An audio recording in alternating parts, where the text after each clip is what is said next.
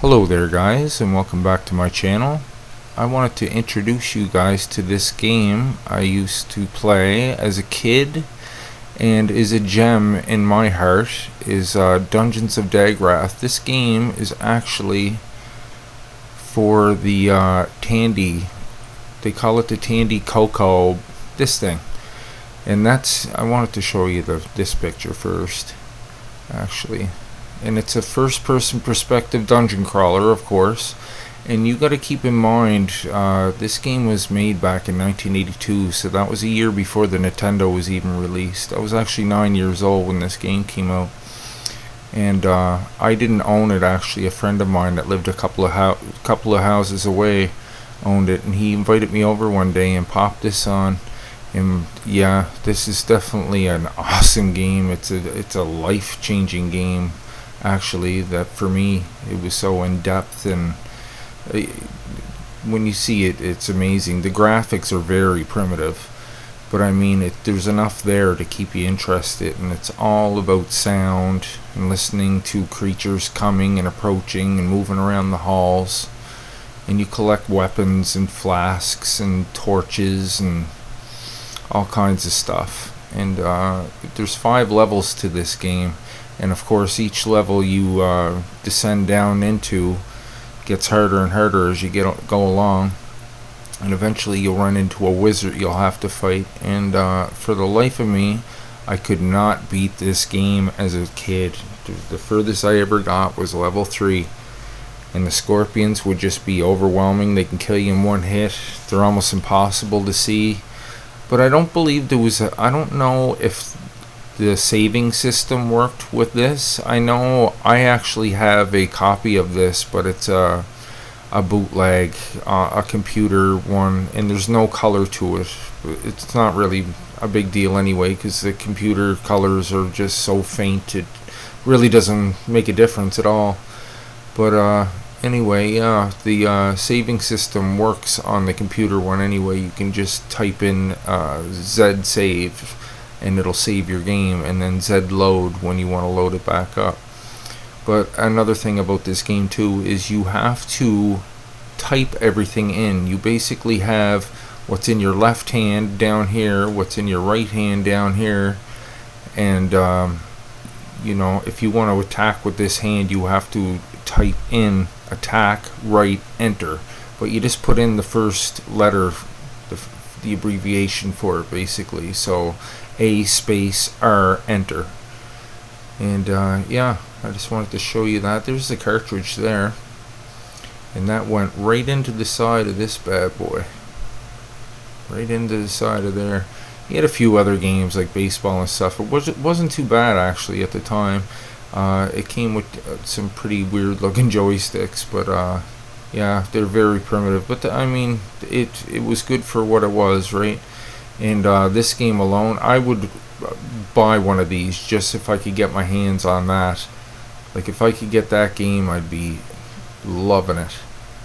Yeah, I'd buy one just for that. But I'd definitely have to find a copy of this first, and I don't know how hard that would be. But okay, I want to.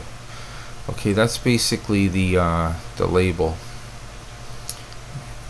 And there we have the logo. And this is just a thing I found. This it's basically a printout of the manual that came with it. So okay, I'm gonna take a chance to read this to you. I'm not the best, but long ago in a faraway hamlet of Rivenshire there lived a gentle, simple folk. For many long years they lived, loved and labored in the seclusion of the peaceful valley, protected from the influence of danger of the outside world by the towering mountains of Daggorath.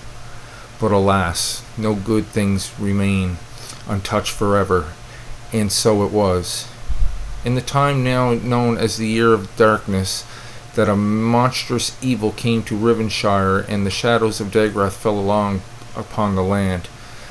The crops, once healthy and strong, stood withered in the fields. The herds of cattle and sheep wandered in listless stupor, and slowly wasted away. Even the children of the Shire became ill and did not respond to most powerful potions. In desperation, the people cried out for a reason, for understanding, for deliverance. Then a wise old master of the village came forth to speak. There is a tale, he said, passed down from centuries and almost forgotten, of a time in the olden days when a curse such as this descended on the land, deep beneath these towering crags. In the dungeons of Daggorath, an evil wizard made his home and grew in power. But before his destruction of the land was complete, a brave adventurer ventured into the fearsome dungeons and drove the wizard away, saving Rivenshire from the devilish fate. The wizard, however, was not destroyed, and swore even as he fled that one day he would return with his legions of evil, more powerful than ever, to re-inhabit the dungeons of Daggorath and destroy all the land to avenge his defeat. I have heard rumors in recent times that this same wizard has come into possession of the ancient and mighty Ring of Endings, and it is now more powerful than ever. I fear that this is true and that he has returned to destroy us.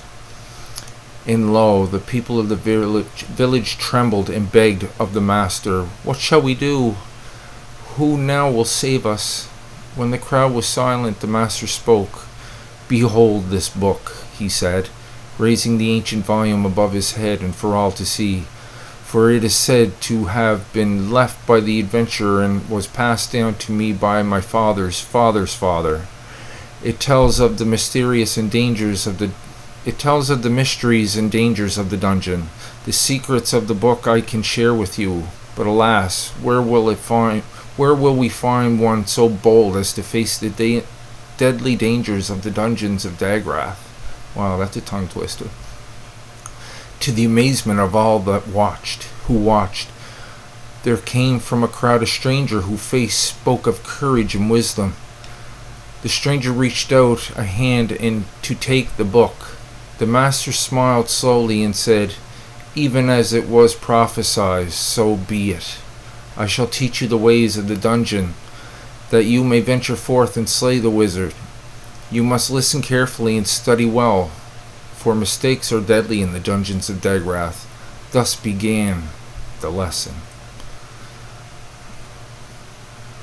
Okay, now I'm going to give you a little heads up to what's going on in this game. So basically, that's all you're going to be looking at first. You're walking down. Basically, you know you're going to have to turn right when you get up here. But the thing is, here is your two hands, by the way. You have to type in your commands. I know it's all written out here, but you only have to put in the P space, the R space, the T. So that's the first thing you're going to do right off the bat, because this is going to be totally black. You're going to be in blackness, and all you're going to see is your little heart.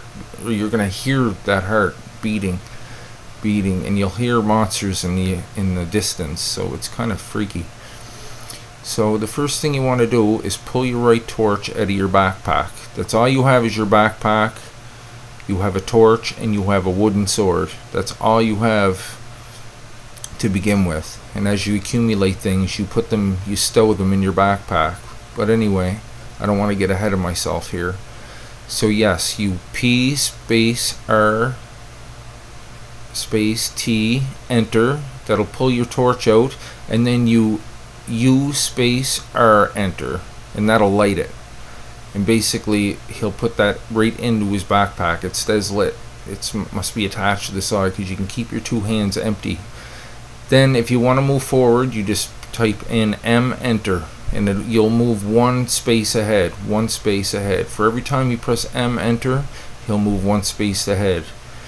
And as for turning, you're only going to be able to turn like one space at a time too. So if I put T space R, enter, turn left, or turn right, he'll just turn towards this wall, and then so on and so forth until he comes around.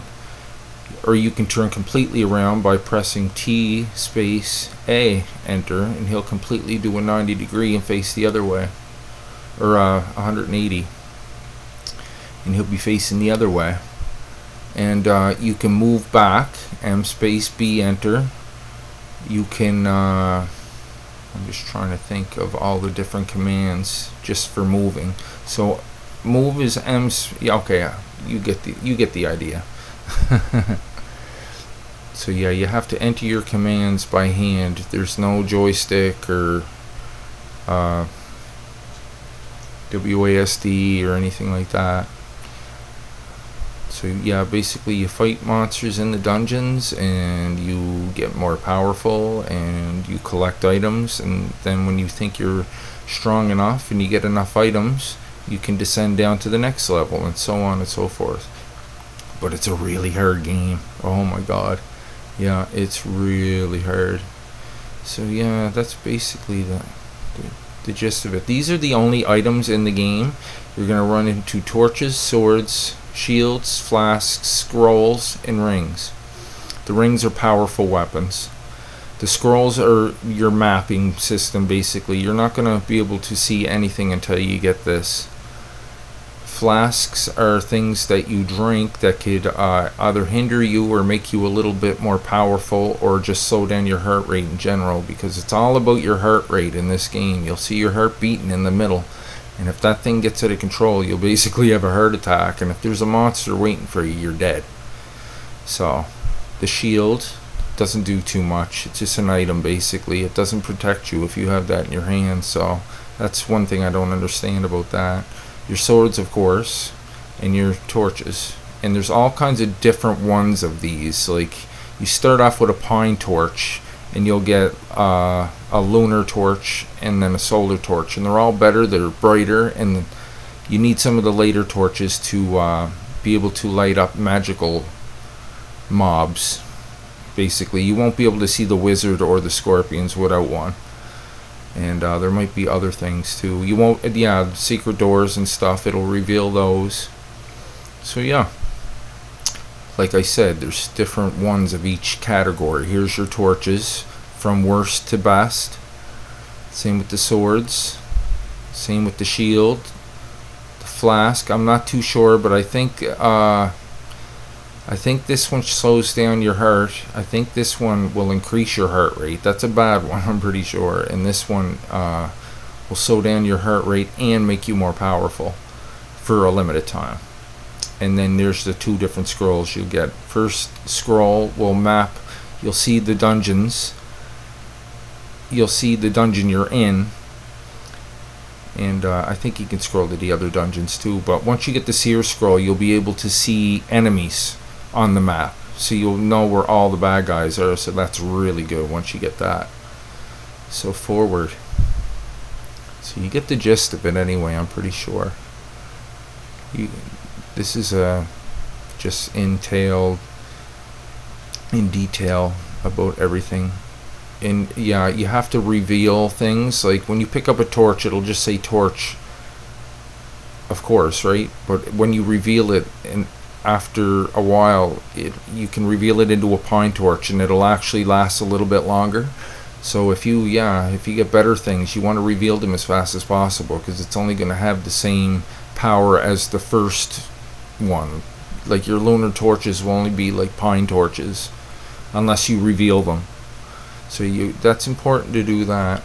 I know I'm throwing a lot at you here. You'll see it once I start my Let's Play, because I'm going to do a Let's Play of this. I was kind of putting it off, but I think it's time. Yeah, I just love the game. I'd like to show you guys, and if you're interested, I could possibly post a link where you can get it. It's easy to find on the internet. You just Google that name and download, and just get the PC port, right? Go with caution. Okay. So basically, that was your guide that he just taught you. Having studied hard and mastered the book, said the master, you are now ready to brave the dungeon. Keep the book with you always and refer to it often, for it contains such that can help you. Reread it after traveling in the dungeon for a time, and you will understand much that may previously have been unclear. Remember to discover the nature of objects by revealing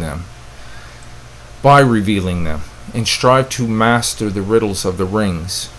The rings are very important. You have to reveal them, then you have to enchant them to find out their true powers. Seek out more powerful torches to see the magic passages and magical creatures of the dungeon. Study the dungeon as you venture forth, for there is much about it that I do not know and cannot tell you. Learn its ways and the ways of the creatures. Study their habits and use the knowledge against them. It is sometimes better to strike and run, to fight again, than to stand and bravely die. Avoid standing still for long, especially in long corridors, unless you wish to attract unfriendly company. Creatures will track you down straight corridors, even through doorways. You can sometimes lose them by running in a loop or a zigzag, or by hiding.